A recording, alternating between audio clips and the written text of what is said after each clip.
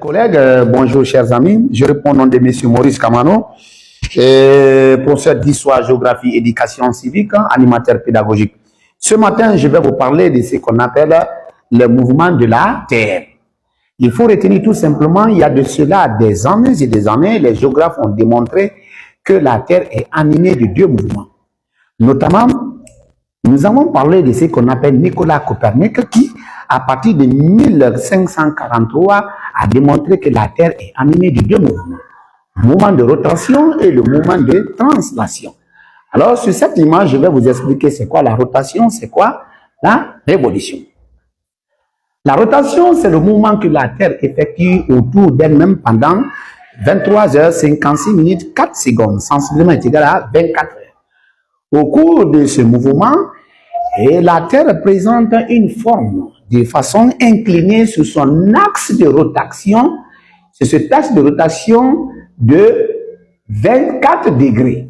Voilà, incliné sur son axe de rotation de 24 degrés. Alors, au cours de cette rotation pendant 24 heures, ce qui correspond à un jour, la Terre occupe une position. Là, cette position inclinée, vous allez constater, une partie de la Terre est braquée vers le Soleil, reçoit la lumière et la chaleur du Soleil. Il fait donc jour. Et là, de l'autre côté, comme vous constatez, il fait nuit. C'est ce qu'on appelle la rotation. Tout à l'heure, vous allez voir les conséquences. Alors, au même moment, elle tourne autour d'elle-même. Au même moment, elle tourne autour du Soleil. On a l'impression de voir que la Terre forme, quand elle est ronde, mais elle n'est pas ronde. Elle a la forme sphérique. Voilà. De révolution, là, c'est Isaac de Newton qui nous l'a démontré que la Terre a la forme sphérique de révolution aplatie aux deux pôles et enflée à l'équateur. Donc, au cours de cette révolution, la Terre occupe 4 positions. Et ces 4 positions forment ce qu'on appelle les 4 saisons. Donc, nous avons ce qu'on appelle le printemps, nous avons l'hiver, nous avons l'automne, nous avons l'été. Donc, ces 4 positions-là expliquent effectivement que la Terre ne reçoit pas au même moment la chaleur et la lumière. Là, regardez ici. Au moment où la Terre essaie de brûler autour du Soleil, une partie de la Terre, vous avez vu, le pôle Nord reçoit également la lumière du Soleil, c'est l'été. Et au niveau du pôle Sud, c'est, de l'hémisphère Sud, nous avons ce qu'on appelle l'hiver. Donc ici, l'été dans l'hémisphère nord et l'hiver dans l'hémisphère sud. Donc après 6 mois, nous allons constater que cette position aussi prend une autre forme. L'été qui était dans l'hémisphère nord change automatiquement. Ici, le pôle nord ne reçoit pas beaucoup la lumière et la chaleur du soleil. Là-bas, c'est l'hiver. Et ici, dans l'hémisphère sud, c'est l'été. Donc ici, le soleil tape beaucoup plus. Voilà, cette partie de l'hémisphère sud. Donc, retenez que la Terre tourne autour du Soleil pendant une période de 365 jours et 6 heures. Donc, cette année est appelée l'année civile. Donc, il faut ajouter après 4 heures les 6 heures pour faire 366 jours. Ainsi, ces années sont appelées les années bissextiles. Le mois de février compte 29 jours.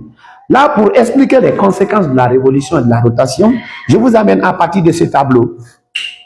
Donc, à partir de ce tableau, nous avons commencé par la rotation. Parlant de la rotation, je vous ai expliqué qu'une partie de la Terre est braquée vers le Soleil, reçoit la lumière, il fait jour. Donc, la conséquence ici, c'est quoi? C'est la succession des jours et des nuits. Donc, la nuit se succède au jour et le jour se succède aussi à la nuit. Là, n'oubliez pas que le Soleil est intact. Le Soleil ne bouge pas, comme vous l'avez vu là-bas. Donc, ici, la succession des jours et des nuits dans le sens ouest vers l'est. La Terre tourne autour d'elle-même sur son axe de rotation. Donc, première conséquence, succession des jours et des nuits. La seconde conséquence, il faut retenir, c'est quoi? La mesure du temps. Alors ici, les experts ont représenté à partir du globe terrestre ce qu'on appelle les fuseaux horaires. Qu'appelle-t-on fuseau horaire? C'est une bande qui relie les deux pôles et qui marque l'heure. Un fuseau horaire est égal à 1 heure. Nous avons 12 fuseaux horaires à partir du Greenwich, du méridien d'origine Greenwich, 12 fuseaux horaires à l'est, 12 fuseaux horaires à l'ouest, ce qui fait 24 fuseaux horaires correspondant 24 heures. Dans chaque fuseau horaire, l'heure est partout la même. Tout pays qui se trouve dans le même fuseau horaire, ces pays-là bénéficient de la même heure. Lorsque nous partons vers la droite, c'est-à-dire vers l'est, nous pouvons ajouter une heure lorsque nous sommes en déplacement de façon aérienne. Et en venant vers l'ouest, nous retranchons moins une heure. Donc, lorsque vous vous retrouvez de l'autre côté, c'est presque la même heure. Donc, ici, il y a 24 fuseaux horaires, ce qui correspond à 24 heures. Un fuseau horaire est égal à 1 heure et chaque fuseau horaire est dénommé à travers 15 degrés.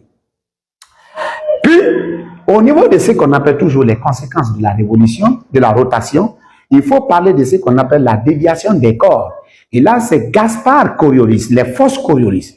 Il a démontré à travers ses études scientifiques que tout fluide qui quitte vers le pôle nord, arrivé au niveau de l'équateur, est dévié à droite.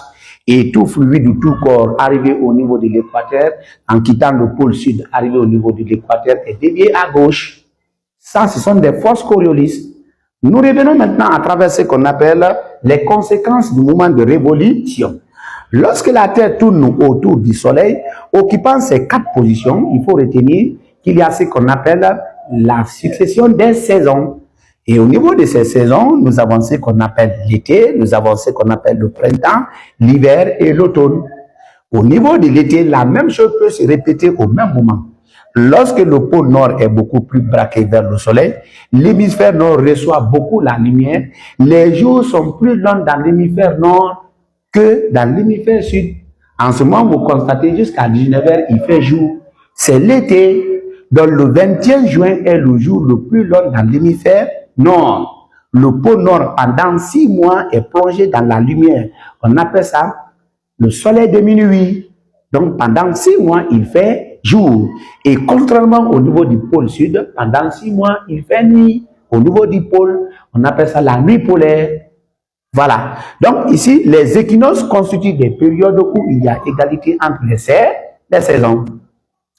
Ensuite, nous allons revenir au niveau de ce qu'on appelle la répartition de la chaleur au niveau de ce qu'on appelle la planète Terre.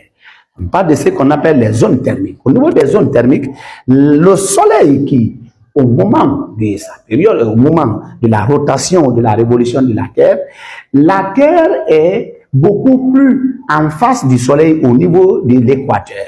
Donc, le centre étant beaucoup plus braqué vers le soleil, il reçoit permanemment la chaleur et la lumière du soleil et montrant une zone appelée la zone chaude. En ce moment, les pôles ne sont pas beaucoup plus frappés par le soleil. Les pôles sont plongés dans ce qu'on appelle l'humidité et présentent des zones qu'on appelle les zones froides. Froides pourquoi? Parce que le soleil ne tape pas beaucoup les 2 pôles. Alors, qu'est-ce qui se passe? La zone chaude étant déjà ici, essaie de remonter l'air chaud. Voilà l'air chaud qui monte. Et la zone froide essaie de redescendre l'air froid.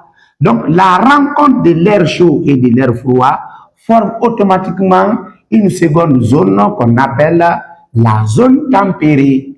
Donc, voici de part et d'autre ce qu'on appelle les zones tempérées. Donc, les zones tempérées ont été formées à la rencontre de l'air chaud venant de la zone chaude et de l'air froid venant de ce qu'on appelle les pôles. Donc, les zones thermiques ont été formées au nombre de 5. Il y a une zone chaude, 2 zones tempérées et 2 zones froides. Merci beaucoup, je pense que vous avez beaucoup aimé et nous vous appelons et nous y reviendrons pour